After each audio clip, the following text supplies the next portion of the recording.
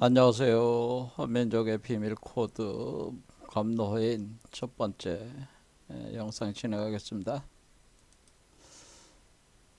우리 한민족의 창세기 부도지의 그 마고대성에 관련된 신화에 따르면은 인류 낙원인 그 마고대성 우주의 어머니 자궁에서 인류는 시작을 했는데요.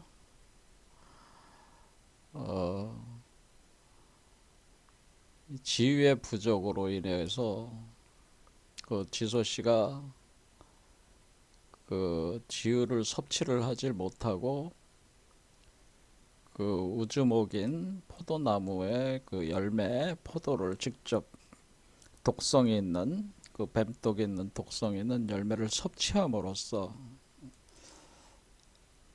마고대성에 존재했던 그 인류가 마고대성으로 나올 수밖에 없었다. 그것을 보통 낙지라고 한다는 거죠. 이 땅으로 떨어진다고 하는 겁니다.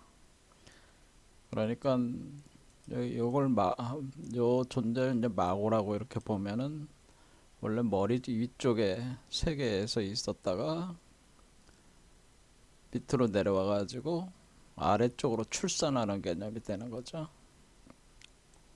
그래서 현재 그 짐승인간이 돼서 그 짐승인간이 우리가 이제 단군 신화에서는 웅으로 표현돼요. 그 마고적 상을 표현을 할 때 그 곰과 호랑이 웅녀, 호녀 이렇게 표현이 된다고 보겠습니다. 그래서 마고대성을 나올 때에 그 황궁씨가 그 마고대성 시민들을 모아놓고 천부를 나눠줘. 근데 천부라는 게 하늘의 부적이니까 그것이 새겨져 있는 도장, 그래서 그 도장의 이름을 천부삼인이라고 하는 거죠. 각자에게 천부삼인을 나눠줘서 다시 해옥복본할 수 있게끔 기회를 주게 됩니다. 황궁씨는 한자로 보면 황금용에 해당되는 거예요. 그래서 마고성으로 다시 회귀를 한다라는 그거는 도덕경을 보면 복귀 무국 요 개념과 같은 겁니다.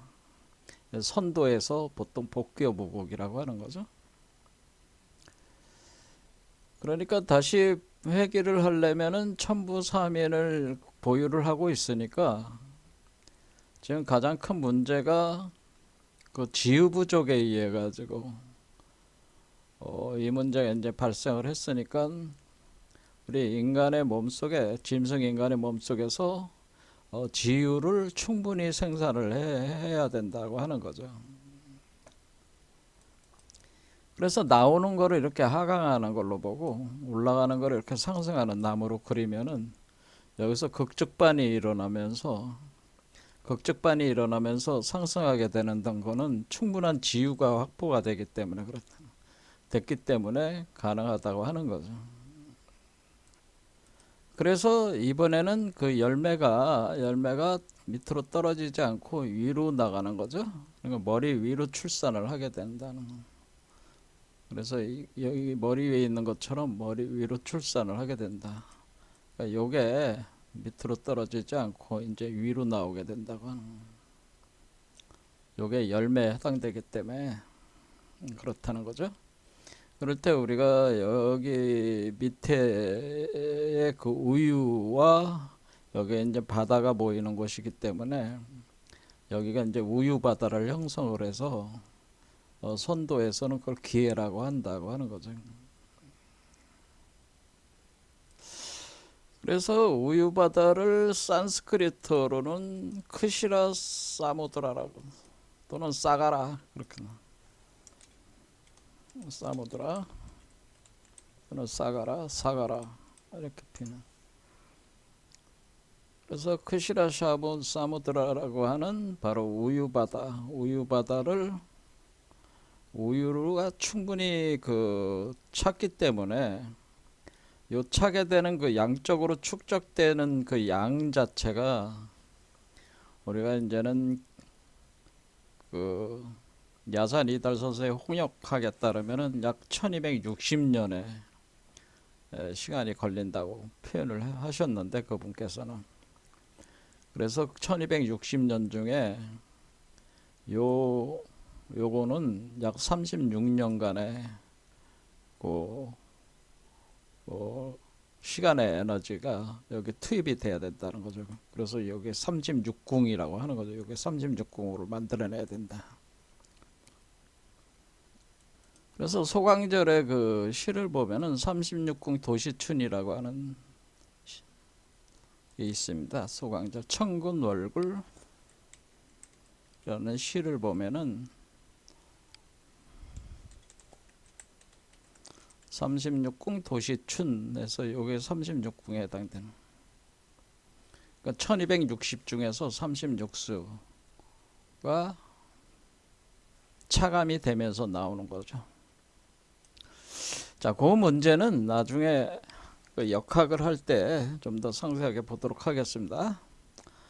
일단은 이렇게 지유가 생산이 돼 가지고 그 우리가 이제는 밑에서부터 이렇게 그 상승해 올라가게 되면은 그 의식의 수준에 따라 가지고 높은 그 수준에 맞는 그 영양분을 섭취를 해야 된다고 하는 거죠.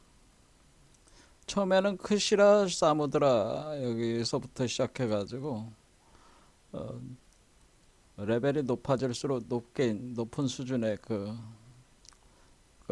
지유의 바탕을 둔 거죠. 지유의 바탕을 둬 가지고 요것이 이제 만들어지는데 요것이 이제 최종적 그 가공품이 그러니까 이거를 만드는 과정을 우리가 이제 고대 그 힌두 창세 신화에서는 이거를 고대 힌두 신화들이 요때가 이제 기원전 한 3500년 4000년 이 정도 되면은 그 베다 시대라고 합니다. 이 베다 시대에 만들어진 자료들이 기초를 해서 이제는 오늘날까지 그 베다 시대의 그 성전 일종의 경전들이 그 인도인들의 삶에 깊이 영향을 주고 있거든요. 그래서 고대 힌두의 그 경전에 근거하면 그 창세 신화에서 뭐라고 표현하냐면은 사무드라 만탄이라고 해서 크시라 사무드라 만탄 원래 이것을 해가지고 우유 바다 휘젓기 이라고 하는 우유 바다 휘젓기다. 그래서 고대 힌두 경전들에서 사무드라 만탄을 통해서 감로를 생산하는 메커니즘이 기록되어 있다는 거죠. 기록되어 아주 유명한 내용입니다.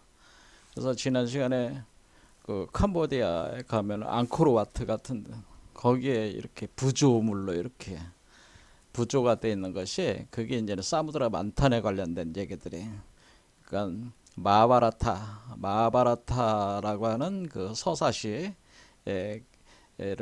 그 기본 으로 해가지고 그것을 부조를 해낸 거거든요. 근데 마하바라타 외에 비시누 프라나 뭐 이와 같은 그 자료에 이 사무드라 만탄이 기록이 돼 있어가지고 이 우유 바다를 휘저어가지고 높은 수준의 그 신들이 먹는 그러니까 지금 이게 감로에 해당되니까 감로는 그 물과 같은 거잖아요. 그러니까 우리가 여기서 지유가 부족했던 거는 뭐냐면은 지유가 유천에서 나왔잖아요. 유천에서 나오는데 그 유천이라고 하는 그 샘물에서 나오는 건데 그것이 이제 고갈이 됐기 때문에 그 샘물에서 바로 이 감로가 생산이 된다고 하는 거죠.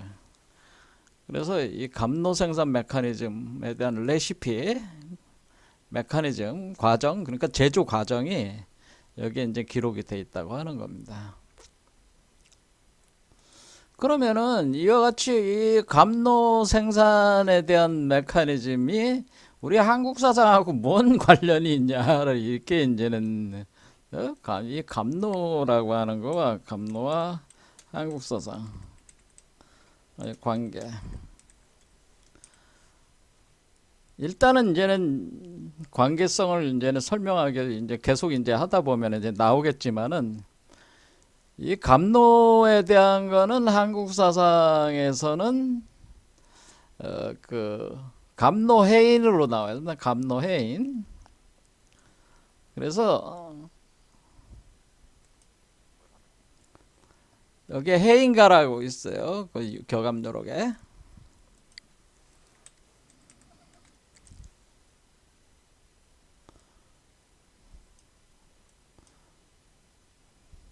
자, 우리 한국에서도 이 감로해인이 핵심이에요. 감로가 핵심이다. 그런 얘기입니다.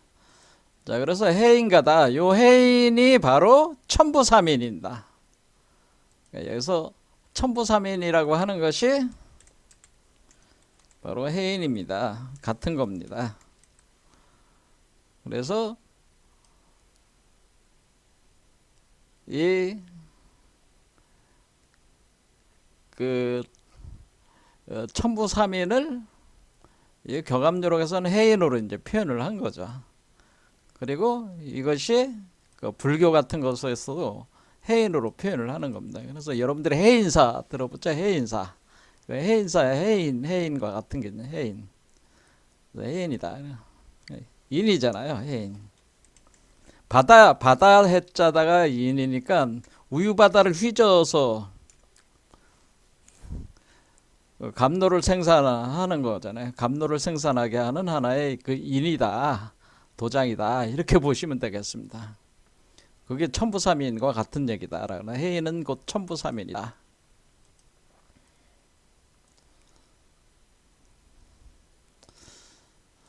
자, 그러면 해인은 뭐를 어떤 천부삼인이죠. 그러니까 해인이 천부삼인인데 이게 무슨 역할을 하는 거냐? 천부삼인이 한국 사상인 건 알겠는데 그게 뭐 하는 거냐? 이렇게 써 있습니다. 진황, 한무, 구화. 그러니까 진시황제하고 한무제가 구한다는 거죠. 그러니까 우리가 진시황제가 여러분들이 뭐 전설에 따르면은 진시황제가 그 진나라로 통일을 했잖아요. 전국 칠흥을 통일을 한 뒤에 진시황제가 자기가 그 영생을 얻어보려고 불로초를 얻으려고 그 방사들, 술사들, 특히 이제 서복이라고 유명하잖아요. 그 서복이라는 사람에게 두 번을 속아 넘어가거든요. 그래서 엄청난 돈과 동남 동료들을 줘가지고 불로초를 구하게 하기 위해서 우리 한국 쪽으로 보냈다는 얘기가 있잖아요. 뭐 제주도로 갔다 뭐 그런 얘기도 있는데 그 진시황제가 그렇게 이제는 자금을 투입을 해가지고 구하려고 했던 게 이제는 불로초라고 하는. 한무제도 마찬가지로 이 불로초를 구하는데 상당한 관심이 있어서 뭐 전설에 따르면은 뭐 서왕모를 만나가지고 뭐 불로초를 얻었다 뭐 그런 소리도 있다 그 얘기입니다. 어쨌든 이 진시황제와 한무제라고 하는 이 그 유명한 이 중국의 황제들이 그러니까 이제 절대 권력을 이제 장악을 하게 되면은 그러면 뭐예요? 또 영원히 살고 싶은 것이 절대 권력자들의 욕망이니까 이들의 입장에서는 당연히 구하려고 했던 거죠. 그들이 구하려고 했던 거는 불로초 불사약인데 진시황제나 환무제가 구하려고 했던 불로초 불사약은 어디에 있느냐? 그 어디에 있냐? 이렇게 되어 있는. 그럼 홍해 칠색 운무 중에 그러니까 홍해라고 하는 것이 이제 무지개라는 뜻입니다. 무지개 일곱 가지, 홍해 칠색이니까 일곱색 무지개, 일곱색 무지개의 무지개 빛깔의 그 운무, 그러니까 구름과 안개죠. 그러니까 구름과 안개가 껴 있는데 그게 일곱 가지 빛깔에서 일곱 가지 그 무지개 빛으로 이제 돼 있다는 거. 그 운무 중에 있다는 거죠. 그 운무 중으로 그 구름과 그 안개 속에 뭐가 있냐면은 안개 속에 갑노여우 해인이다. 근데 그 갑노라는 게 있는데 그게 여우라니까 비와 같이 내리고 있다는 거죠. 거기에 비와 같은 갑노가 거기에 이제 뭐예요? 구름과 안개니까 거기 구름 안개가 있으니까 뭐예요? 그 안에 촉촉히 이렇게 그 이슬처럼 내리고 있는 거죠. 이슬처럼 내리는 이슬비처럼 내리는 거야. 이슬비처럼 내리는 감로다 그런 거다. 감로를 내리게 하는 해인이 감로를 내리게 하는 감로를 이슬비처럼 내리게 하는 해인이 불로초 불사약이다 그런 겁니다. 아 그러니까 우리가 불로초 불사약을 찾으러 다녔는데 그게 사실은 감로를 내리게 하는 자 여기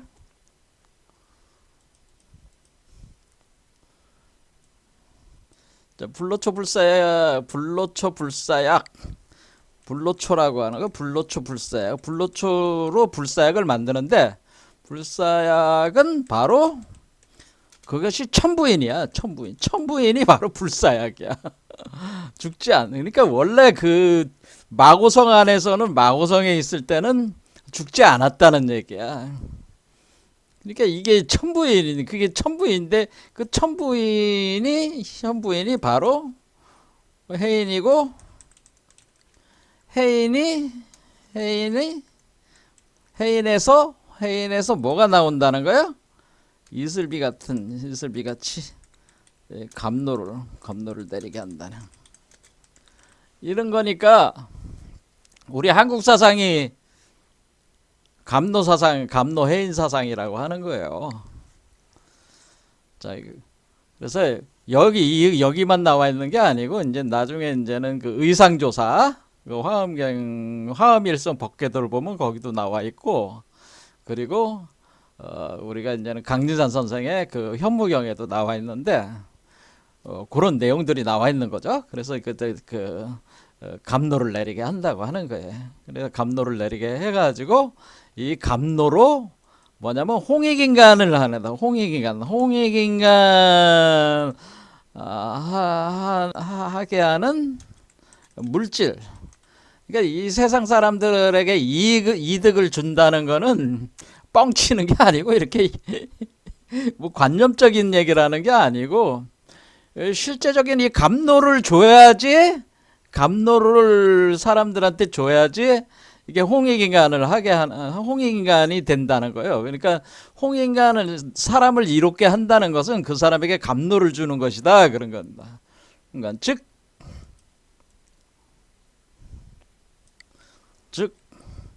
사람을 이롭게 하는 것은 그 사람에게 감로를 주는 것이다.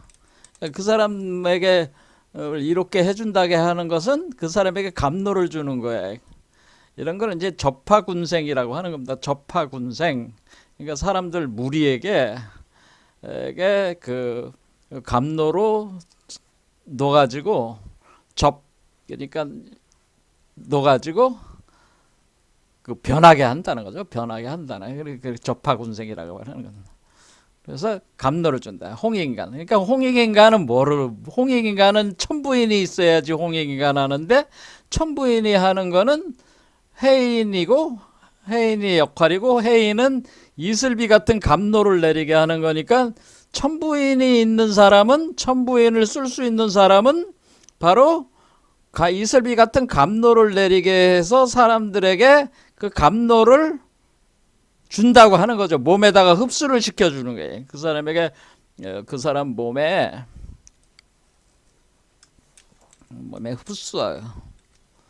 흡수하게 감노를 준다는 거는 흡수하는 감노를 그 사람 몸에 흡수한다. 그 사람 몸에 감노를 흡수하게 한다. 그러니까 우리가 요즘 약 중에 뭐가 있어요? 먹는 약도 있지만은 이렇게 뭐 이렇게 요즘에는 그 붙여가지고 이렇게 그 흡수하는 약 있잖아요. 그거 같은 거라는 거는 흡수하게 한다는. 자, 화우로 삼풍해인이다. 그래서 해인은 화우로 그러니까 불과 비가 같이 있으면 뭐가 돼? 이슬이 되는 거지. 그렇죠? 그러니까 비에 불을 가하면 어떻게 돼요? 물이 마르니까 어느 정도 그러니까 이슬처럼 되는 거란 말이야. 그러니까 물과 불이 합해진 게 이슬이란 말이야. 그러니까 그게 삼풍해인이다. 화우로라고 하는 게 세 개잖아요. 화우로 삼풍해인이다. 극락입장권 발행한다. 그러니까 이게 극락입장권이지. 극락으로 입장한다. 이때 극락은 어리? 마고대성이죠. 마고대성으로 입장한다. 마고대성으로 들어간다. 마고대성으로 입장하게 한다. 입장한다. 그렇죠? 그러니까 이게 천부인 해인이 바로 입장권이다. 그래 극락입장권. 화자이네. 그러니까 변화시킨다. 변화시키고 변화는 인이다. 도장이다. 그런 거다.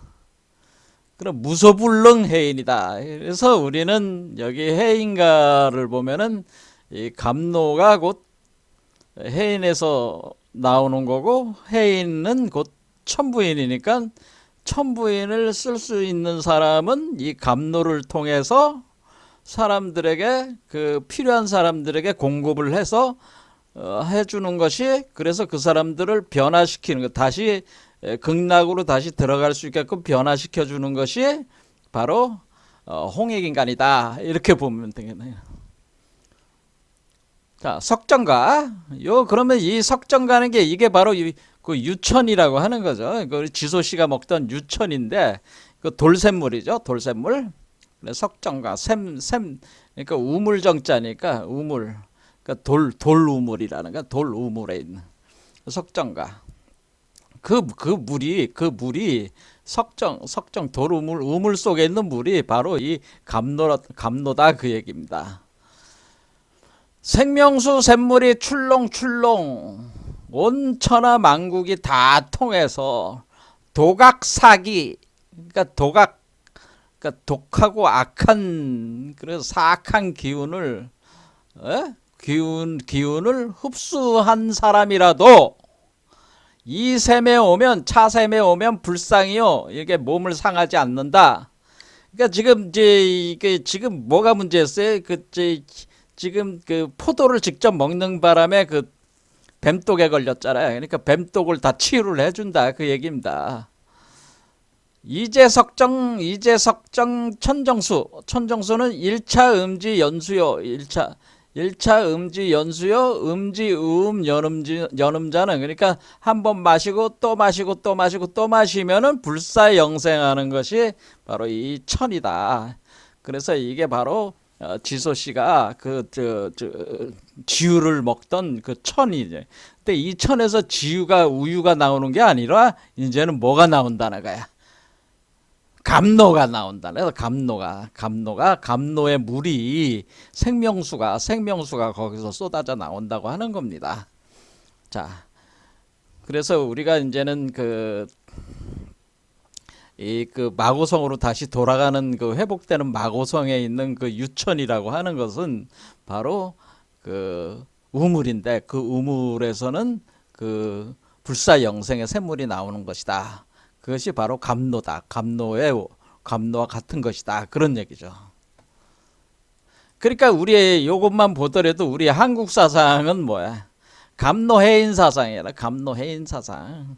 그래서 오늘부터 해가지고 감노해인에 대해서 집중적으로 계속 공부를 할 겁니다. 감노해인이 뭔지.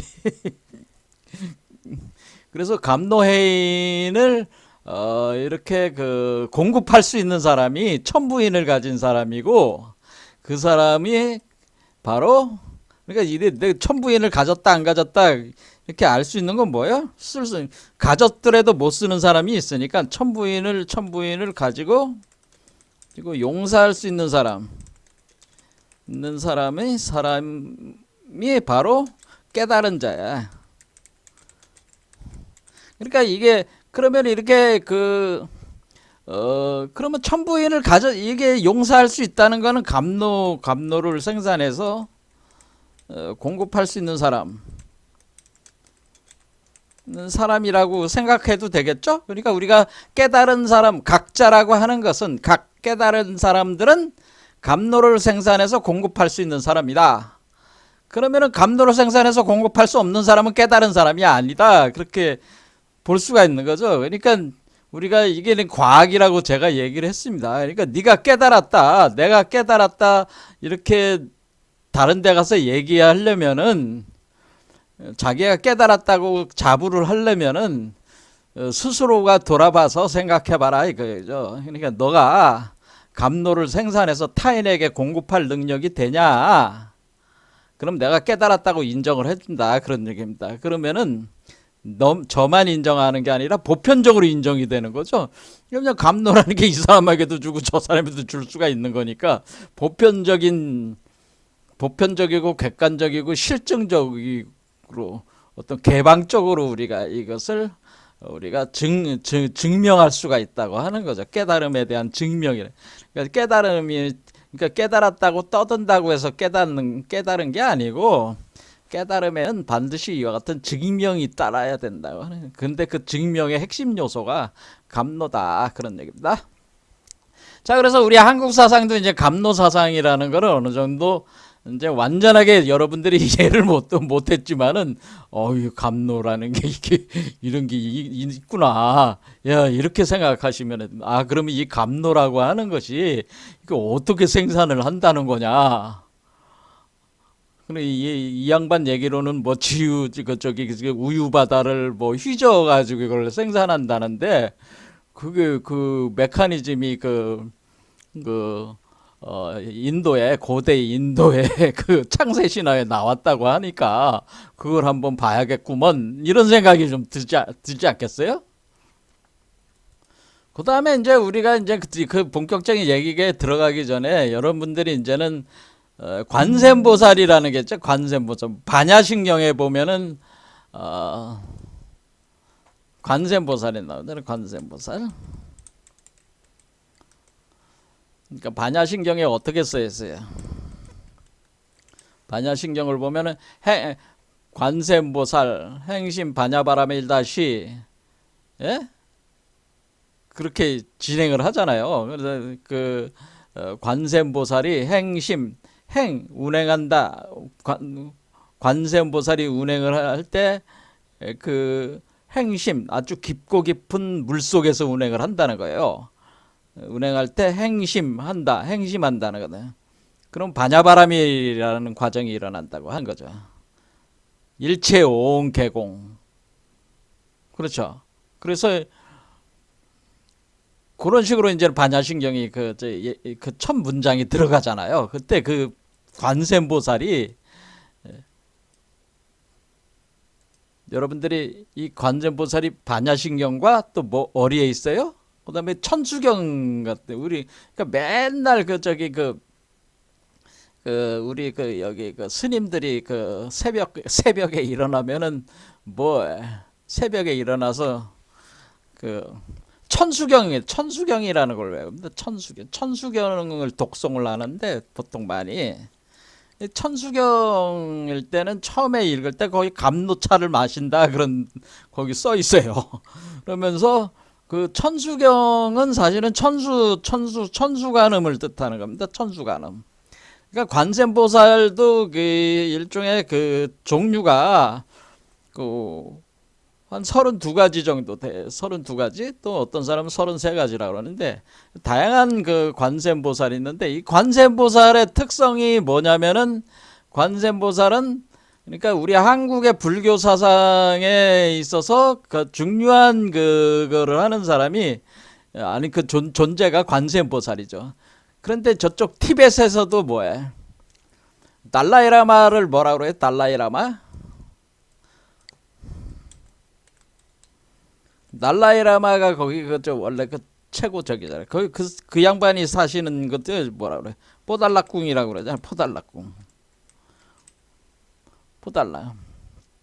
이 포달락궁이라고 하는 것이 그분이 머무는 그 궁전이다 그런 얘기입니다. 그런데 포달라라는 게 뭐냐면은 보타라까라는 건데 보타라까산, 보타라까 궁 이렇게 보타라까, 포다라가 보타라까를 저기 한 겁니다. 티베더로 한 겁니다.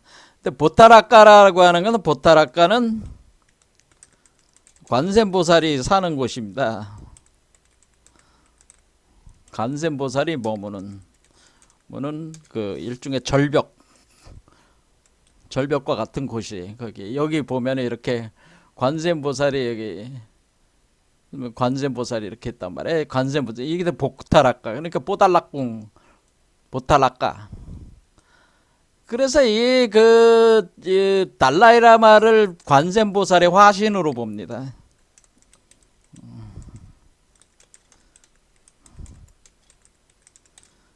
관세음보살이 다시 태어난 그렇죠? 다시 태어난 현세불로 다시 태어난 화신으로 본다는 거예요. 그렇죠? 티벳에서 그렇지. 그러니까 지금 우리 한국도 그렇고 중국도 그렇고 이게 티벳도 그렇고 이 관세음보살 사상이 굉장히 깊다는 걸 알 수가 있어요. 그런데 관세음보살이 그 신앙이 굉장히 핵심인데 관세음보살의 가장 핵심적인 특징이 뭡니까? 관세음보살은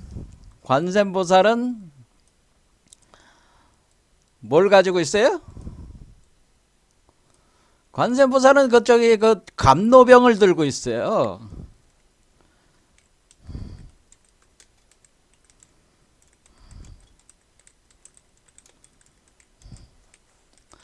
근데 관세음보살이 감노병을 들고 있잖아요. 그래서 여러분들이 이제 보면은 여기 관세음보살에 보면은 여기 이쪽 손에 이렇게 하얀 병을 하나 들고 있잖아요. 그 다음에 여기는 황금병으로 이렇게 들고 있잖아요. 그렇죠? 이 용을 타고 있는데 황금병을 하나 들고 그렇죠? 용을 타고 있잖아요. 그럼 요게 감노병이요. 그래서 관세음보살이 하는 건 뭐예요? 관세음보살은 이 감노병에서 감노를 해서 대나무 가지를 넣어서 적셔서 사람들에게 뿌려준다고 하는데 뿌려준다. 그렇죠. 이렇게 뿌려주는 거야. 그러니까 비처럼 뿌려주는 거죠. 적셔가지고. 그러니까 대나무 가지를 넣는 그 이유가 있습니다. 이게 다 그냥 대나무라는 게 그냥 게 아니고 근데 이제 그거까지 이제 또 설명을 하면 시간이 많이 걸리니까 차차차차차차 이제는 계속 하게 되면 이제 알게 되니까 그때 와서 보기로 하고 일단은 그 관세음보살의 그 핵심적인 그 신물이라고 하는 것은 관세음보살이 들고 다니는 거는 감노병이란 말이에요. 감노병. 그러니까 그러면 이 관세음보살과 감노병과는 상당히 깊은 뭔가 그 연관성이 있다네. 그럼 도대체 관세음보살이 어디서 그 감노병을 가져왔다는 거야? 근데 관세음보살이 여기서는 이제 여성으로 그려지고 있잖아요. 근데 원래는 그 남성으로 그려지다가 또 양성동체로 그려졌다가 요즘에는 이제 여성으로 많이 그려진단 말이야. 그러니까 이게 보면은 뭐냐면은 일종의 마고 여신과 비슷한 형상으로 이제 점점 변해가고 있는 거죠. 그러니까 우리의 의식 속에서 관세음보살이 일종의 여성성을 표현해준 그런 모습으로 그림들이 이미지들이 그려져 나가고 있다는 거예요. 요즘에는. 자, 그런데 그게 이제 이거와 같은 거지. 그러니까 예전에는 그 지유가 부족해서 못 먹이던 거를 이제는 감로로 이제는 먹인다 그런 개념이 되는 거죠. 그런데 이 관세음보살이 이 천수경을 보면은 천수경을 여러분들이 읽어보면은 천수경에서 관세음보살이 바로 시바신이 우리가 힌두 신화에서의 시바신이 관세음보살로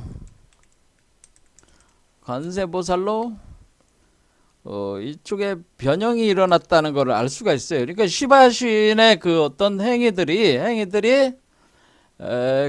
이 천수경에 있어서 관세음보살의 행위들과 동일한 그걸로 표현이 되고 있기 때문에, 그러니까 힌두 신화에서 시바신이 관세음보살이 된 거야. 근데 또 여기 이제는 비슈누 신도 좀 가미가 돼 있어요, 사실은. 자, 그래서 우리가 관세음보살이 지금 뭐예요? 관세음보살의 본 이름은 뭐냐면은, 관세음보살의 본 이름은, 우리는 관세음보살이라고 하지만은, 관세음보살은 원래 그 이름이 아발로키테슈바라라고 하는데, 아발로키테슈바라. 아발로키테슈바라라고 합니다. 저쪽 그 인도권에서는 아발로키테슈바라고 하는 이 관세음보살이 원래 그 비슈누 신과 시바신을 합쳐놓은, 그러니까 브라만 3신을, 세 개의 신을 합쳐놓은 것과 같은 존재처럼 이렇게 표현되어 있는데, 우리가 보기에는 뭐가요? 우리가 보기에는 마구 여성적인 어떤 그런 특성을 가진 신처럼 보이잖아요. 자, 그래서 어쨌든 간에 지금 우리가 이게 관세음보살이 이제 아발로키테슈바라인데, 이것이 그 이 기원을 보면은 결국 관세음보살의 기원은 어디에 있다는 거예요? 인도 창세 신화에 우리가 그 인도의 그 신들에게 그 기원이 있다는 걸 알 수가 있다는 거죠. 관세음보살의 그 기원은 인도 특히 인도신, 특히 시바신의 뿌리를 두고 있다. 천수경을 보면은, 천수경의 기초에 보면, 천수경의 논리로 보면은, 논리로 보자면, 그러니까 천수경의 입장에서 보자면은 관세음보살의 기원은 힌두신 중에 특히 시바신과 관련이 돼 있다는. 그러면은 지금 이 감노병이라고 하는 것이 이 시바신과 또 관련이 있다고 하는 것을 우리는 생각해 볼 수가 있는 거예요. 그 내용 자체가 뭐냐면은 사무드라 만탄, 그렇죠? 쿠시라 사무드라 만탄, 우유바다 휘적기라고 하는 그 내용성 속에 그 감노병이 이제 등장을 한다고 하는 거예요. 그 감노병이 바로 관세음보살의 감노병과 같은 것이다라고 하는 겁니다. 거기에 포인트를 맞춰가지고 강의를 들으시면 되겠습니다. 자, 얘기가 들어가기 전에 하나 더 하자면은, 자, 우리가 이제 인디아나 존스 시리즈가 이게 상당히 요즘에 이제는 뭐 5편까지 이제 나왔다고 하는데, 5편은 보지는 않았지만은 나름대로 이제 보물찾기 하는 거잖아요. 보물찾기 하는 건데, 그 인디아나 존스와 그러면은 이 감노병하고 이게 어떤 연관성이 있냐라고 하는 거죠. 이 영화에 비춰서 여러분들이 생각 한번 해보라 이거예요. 인디아나 존스 시리즈에 등장하는 감노.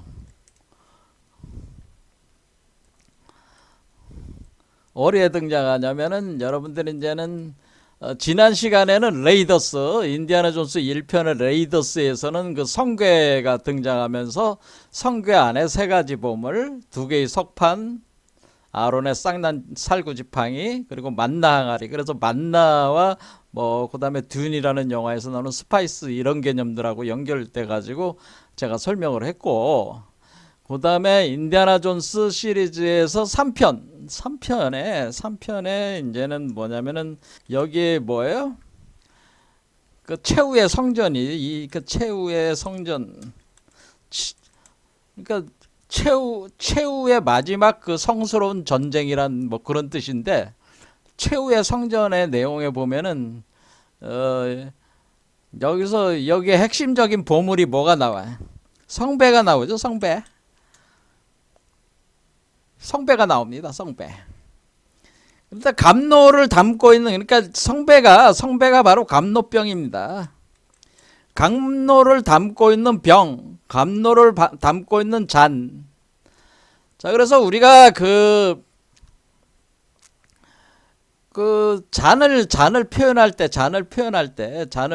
때 우리가 술을 놓는 거잖아요. 술. 그러니까 우리가 술주자를 어떻게 써요? 술주자.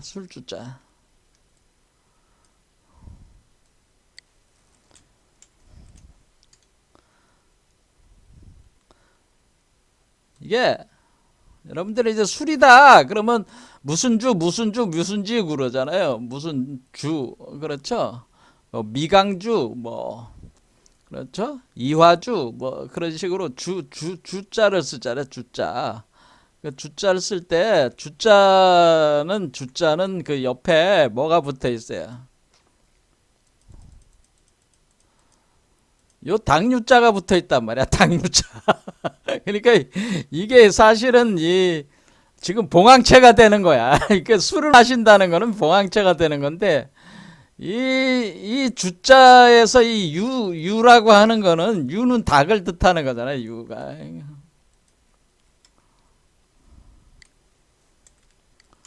유. 우리가 여러분들은 그냥 닭을 뜻한다고만 아는 경우가 많잖아요. 그렇죠.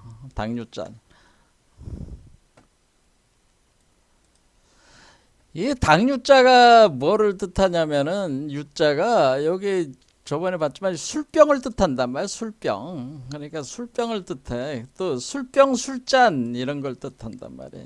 이게 상징으로. 그러니까 우리가 성배라는 것도 술잔이야. 술잔인데 무슨 잔이에요? 성배가 여러분들이 이 성배라고 하는 것이 그러니까 성배는 예수가 최후의 만찬에서 포도주를 부어 마시던 잔이면서 예수가 십자가에서 옆구리를 창으로 찔렀을 때 철철철철 나오던 피를 담은 잔인. 그리고 그 창을 롱기누스 창이라고 하는. 그래서 롱기누스 창은 여러분들이 이제는 네오 역할한 키아누 리브스 그러니까 매트릭스에서 네오로 나오는 키아누 리브스의 콘스탄틴이라고 하는 영화인데 거기에 보면 롱기누스 창이 등장을 하거든요.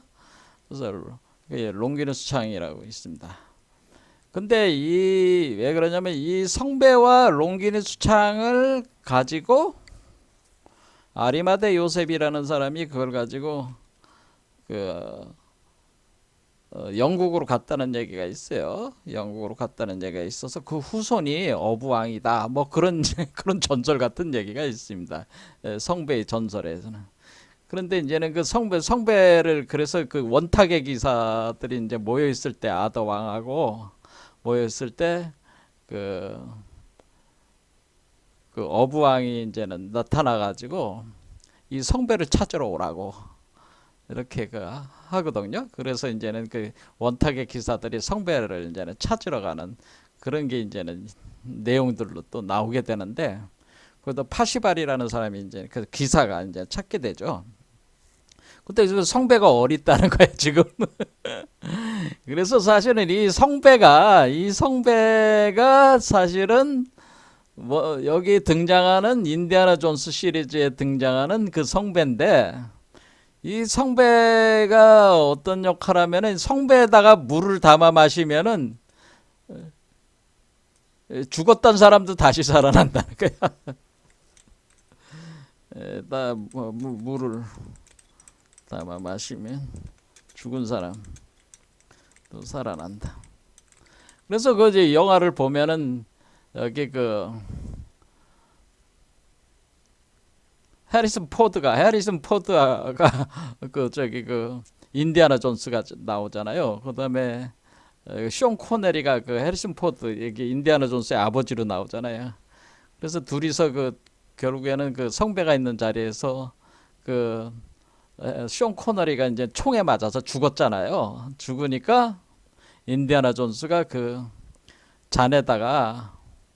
잔을 찾아가지고 잔에다가 물을 부어서 마시게 하잖아요. 그러니까 살아났잖아요, 다시.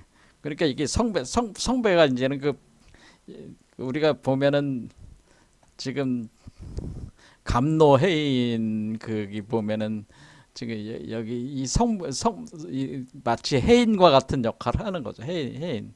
그러니까 여기다가 이제 물을 부어 마시면은 그 이제 영생수, 불사 영생수가 돼가지고 이제 다시 부활한다, 죽지 않는다, 뭐 그런 거죠. 아, 이리 뛰고 저리 뛰고 강의하려니까 여러분들한테 재밌게 나름대로 해보려고 하다 보니까 이리 뛰고 저리 뛰고 막 섞여 있습니다. 자, 그렇지만은 그 개념은 같은 거죠. 그러니까 이게 성배가 결국 감노다라고 감노병이라고 하는 거예요. 그러니까 이 감노병 그 성배가 곧 감노병인데, 근데 이 감노병이 사실은 지금 우리 한국에서도 지금 그러니까 한국의 우리 사상 체계에서 나오는 그게 성배가 그러니까 성배 사상이 사실은 우리 한국 사상이야, 사실은. 점점 가면 이제 아시겠지만은 성배 사상이 한국 사상입니다. 그래서 감노 사상. 자, 이렇게 해서 일단은 그 감노를 이제는 생산을 해야 되는데, 감노는 이제는 우리가 고대 신화를 보면은 여기에 이제 우유바다가 있다고 하는 거죠. 우유바다가 있어가지고 이제 우유가 충분히 쌓여 있다래. 우유바다.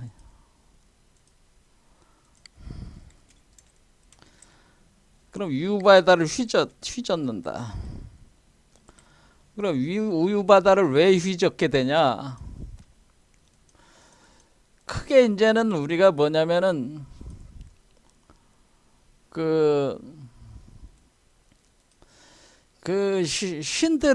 신들은 이제는 최고 신이 세 신이 있는 거죠. 이제 인도에서는 힌두 신이 이제는 비슈누,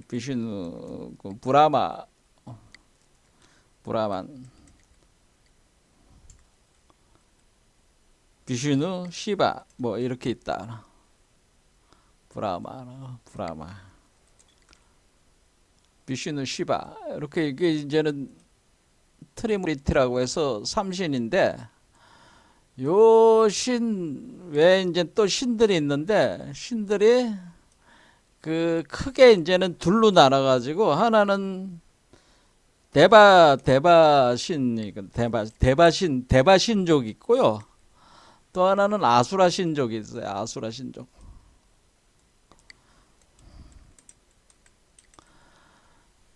근데 대바신족과 아수라신족은 서로 전쟁 관계. 그러니까 이제 인도 입장으로 보면은 대바신족이 선이고 아수라신족이 악이고요. 저쪽 그 페르시아 쪽으로 가면 반대로 돼 있어요. 아수라신족이 선이고 대바신족이 악이야. 그러니까 이게 이제 이렇게 개념이 틀린 거니까 뭐가 선이다 뭐가 악이다 이렇게 꼭 이렇게 정할 수는 없고, 어쨌거나 두 개의 그 신족이 치열하게 싸우는 관계다라고 하는 거예요. 근데 두 개 신족이 싸우는데 이 대바 신족의 그 우두머리가 인드라 천신이. 근데 인드라 천신이 어느 날 이제는 잘못을 저질러 가지고 저주를 받게 됩니다. 저주를 받아가지고 그 인드라 천신뿐만 아니라 대바신족 전체가 그 상당한 힘을 뺏기는 그런 사태가 발생을 하게 되는 바람에, 그 대바신족하고 아수라신족이 싸우면은 100이면 100 대바신족이 아수라신족한테 아작이 나버리는 거야. 이길 수가 없는 거야. 그러니까 이제는 인드라 천신을 중심으로 한 대바신족들이 야, 이대로 가다가는 우리가 그 멸망하겠다. 그런 생각이 든 거예요. 그래서 대바신족이 이러저러한 경로로 막 자기네들이 아수라 신족을 이길 수 있는 방법을 찾으러 다니는 거죠. 찾으러 다니다가 이제 결국에는 이제는 브라마를 거쳐가지고 비슈누까지 이제 만나게 되는데, 비슈누한테 이제 얘기를 한 거죠. 어떻게 하면은 우리가 그 아수라 신족을 이길 수가 있겠습니까? 이렇게 하니까 비슈누 신이 뭐라 그러냐면은 이기려면은 그 불사 영생 감로를 먹어야 된다. 그러니까 대바신족이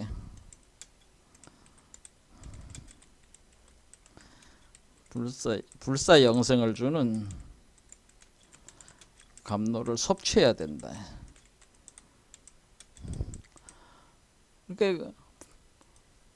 그러니까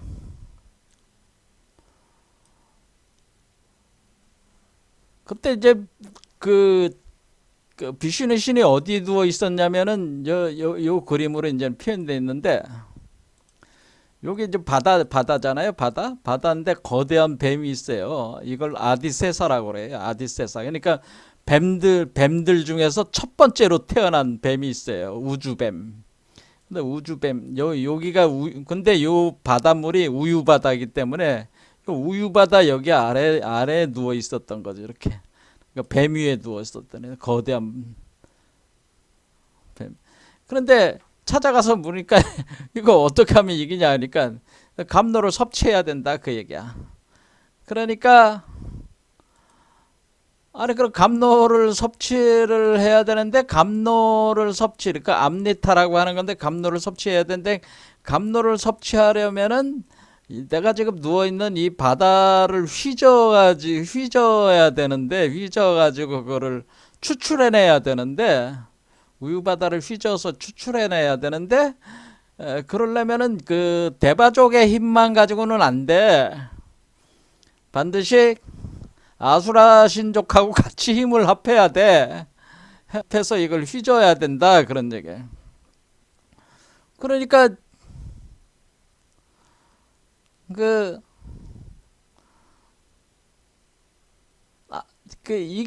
어떻게 서로 적대 관계인데 어떻게 그게 가능하겠냐. 그러니까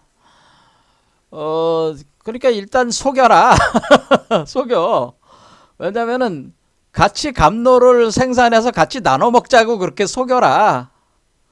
그러면은 아수라 신족이 거부하지는 않잖겠냐. 자기네들도 불사행성 하는 거니까. 그러면 되겠네. 근데 그게 일단은 속이는 거야.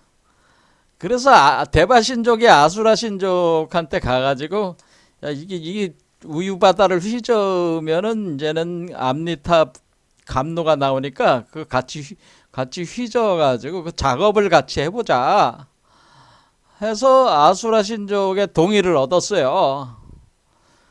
그래서 이 우유바다가 있는 여기를 우리가 우주를 하나에 크게 이렇게 보면은, 그거를 우리 동양사상도 그렇지만은 여기 보면은 폐물기가 있고 괴물기가 있습니다. 그러니까 이 폐물기, 그러니까 우주가 해체가 되면서 무너져 나가는 요 기간, 요거를 프랄라야라고 합니다. 그 다음에 괴물기를 만반타라라고 합니다. 그러니까 이 만반타라가 일어나는 그 우유바다 누워 있는 거예요. 사실은 비슈누가.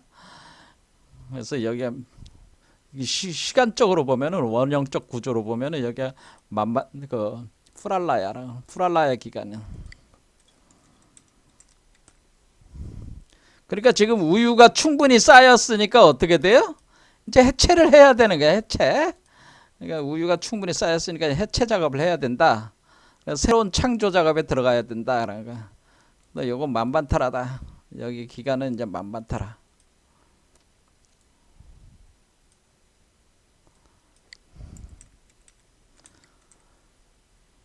자, 그러면은 우리가 프랄라야 기간 동안에 우주 해체기에 이제 들어가서 이제 본격적으로 우유바다가 휘저어서 그 잔해물들을 통해 가지고 새로운 존재를 이제 창조를 해내는 거죠. 새로운 우주를 창조를 해내는 작업을 하는 걸 이렇게 표현을 한 겁니다. 이걸 창조하는 과정으로 표현을 한 건데, 이 감로를 생산하는 걸로 표현을 한 거다 그 얘기입니다. 그래서 여기서 그 감로를 섭취해야 되니까 둘이서 같이 이걸 해야 되는데, 그러려면은 이게 기둥이 있어야 될 거 아니야, 기둥. 그러니까 여기가 바닷물이라면은 그냥 뭐 이렇게 뭐야, 뭔가 이 기둥을 박아 놔야 될 거 아니야. 기둥 같은 걸 하나 박아 놔야 될 거 아니야. 이렇게 기둥 같은 걸 박아 놓자. 이렇게 박아 가지고 요거를 붙들고 요걸 회전을 시키면은 이게 회전이 될 거 아니에요. 그렇죠? 그래서 그런다고 해서 꼭 되는 게 아니고 요 기둥에 뭔가 붙드는 게 있어야지 이거를 서로 잡고 회전을 시킬 거 아니에요. 그러니까 그 기둥이 하나 있어야 되고 그 다음에 거기에 이거를 감싸는 실 같은 거, 거대한 밧줄 같은 게 하나 있어야 되는데 그 밧줄을 뱀으로 삼아 뱀을 하나 가져다가 뱀을 갖다가 여기다 휘감는다 그런 얘기입니다. 그 뱀이 여기 우유바다에 있었던 거는 아디세사라고 하는 뱀이고 이게 형이야 형 아디세사. 그 다음에 뱀이 또 한 마리가 있는데 그거는 시바신의 목에 있는 뱀이 요 뱀을 얘기하는 건데 요 뱀은 바수키라고 하는 뱀입니다. 바수키. 그러니까 바수키를 갖다가 여기다 휘감아. 그러니까 바수키를 휘감아 가지고 서로 그러니까 요 두 개는 그러니까 하나는 요거는 그러니까 빨간 거는 대바, 파란 거는 아수라 이렇게 되겠죠? 대바와 아수라다. 그러니까 여기로 따지면 요 빨간 뱀은 그러니까 이제는 바수키를 두 개로 봐가지고 하나는 대바 쪽이 붙잡고 하나는 아수라 쪽이 붙잡는 거야. 그래서 양쪽에서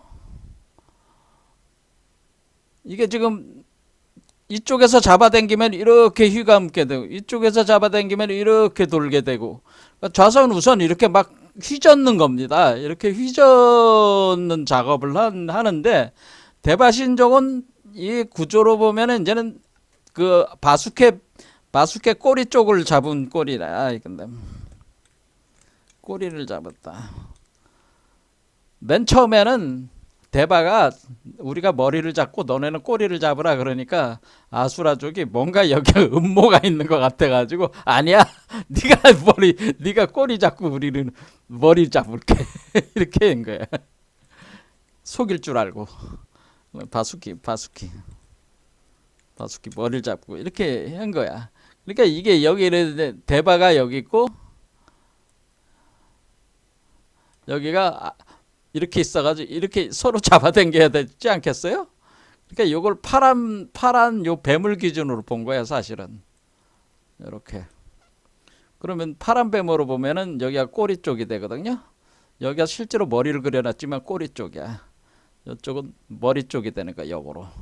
자 그래서 이렇게 이제는 돈다 그 얘기입니다. 이렇게 도니까 이제는 막 뭐냐면은 이 바수키가 근데 도는데 여기다가 이 기둥을 갖다 박아야 되는데 기둥이 뭘 갖다가 기둥을 삼았냐면 산을 하나 갖다가 산을 갖다가 여기다가 박아버린 거예요. 산을 딱 박아버린 거야. 산을 딱 요거는 그 기둥을 산으로 이렇게 한 거야. 이렇게 산을 그러니까 요걸 감싸고 있는 거죠. 이게 지금 이게 뭐와 같아요? 요거 같잖아. 요 알과 같이 생겼잖아. 이 알이 그렇죠? 이렇게 한 거야. 이렇게 해가지고 이렇게 회전을 시키는 거야. 근데 이 산 이름이 바로 만다라산이라 만다라산. 그러니까 거대한 우주산인데 만다라산이야. 그러니까 만다라산을 여기다가 박아놓고 돌린다. 그런데 이 만다라산이 자꾸 이렇게 밑으로 잠기니까 요 밑에서 비슈누가 이걸 받치는 거북이가 되는데 그게 쿠마라는 거북이 쿠마라의 모습으로 화신해가지고 이 산을 갖다가 들고 있는 여기서 밑에서 받치고 있는 거예요. 그럼 여기 딱 박혀 있을 거 아니에요. 그럼 이걸 회전을 시키는 거야. 이렇게 돼 있네. 이런 구조로 해가지고 이제는 돌리기 시작하는. 그러니까 지금 이 구조가 뭐예요? 이 구조로 지금 돌리는 거지 사실은. 자, 다음 시간에 또 하겠습니다. 오늘 여기까지 하겠습니다. 감사합니다.